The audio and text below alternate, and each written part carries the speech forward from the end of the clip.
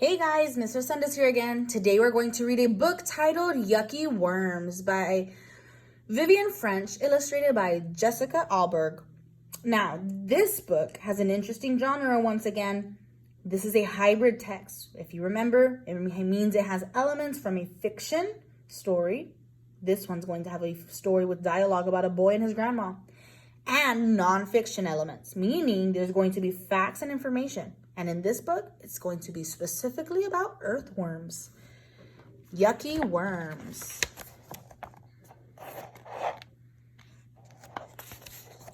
Yucky worms. One day when I was in Grandma's garden, Grandma dug up a slimy, slithery, wiggly worm.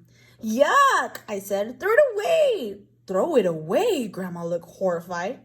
Would you throw away one of your friends? You can't be friends with a worm, I said. You can't even tell which end is which.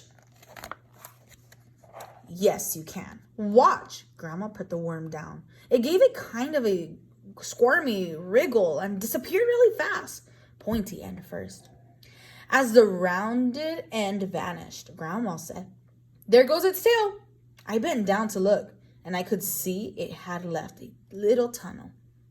Where'd it go? I asked. Home, said Grandma. It's an earthworm. It lives underground. In most backyards, there will be about 15 worms in every square yard of soil.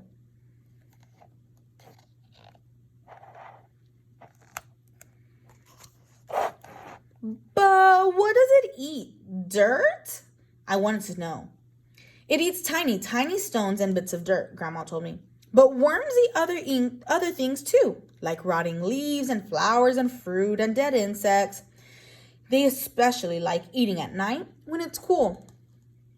The stones and dirt help to grind everything up in the worm's stomach, and then the worm poops it back out. Worms come above the ground to find things to eat too. They pull their food back down and as they wriggle into the ground again.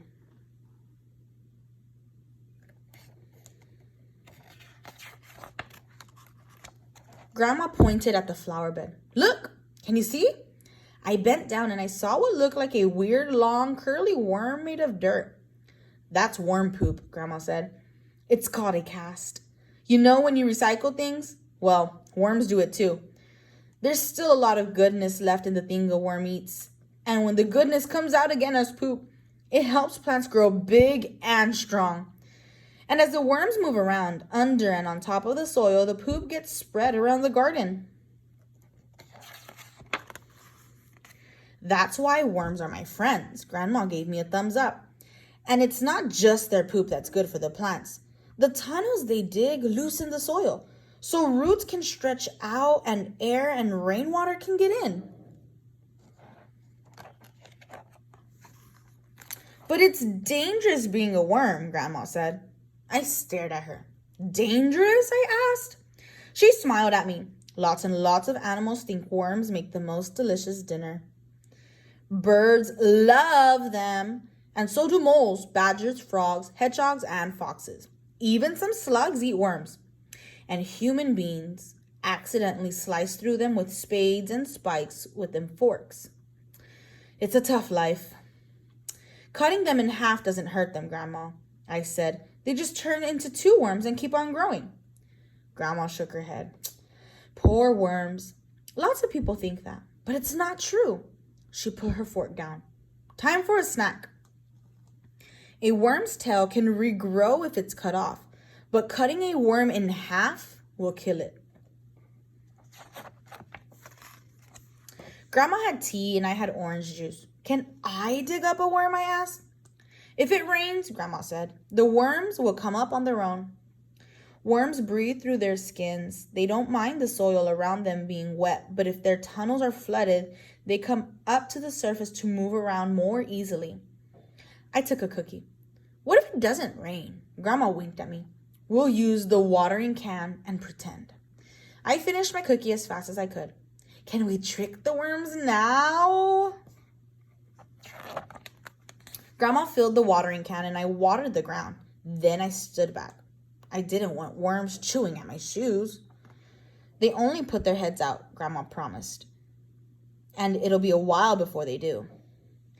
When it's very hot and the soil gets too dry, the soil gets too dry to slither through, a worm will wriggle down to where the soil is still damp, curl up, and wait for the rain. When it's very cold, a worm will wriggle down even deeper below the frost level and curl up with other worms for warmth. Grandma was right. I had time to eat 2 more cookies before she said, "Look!"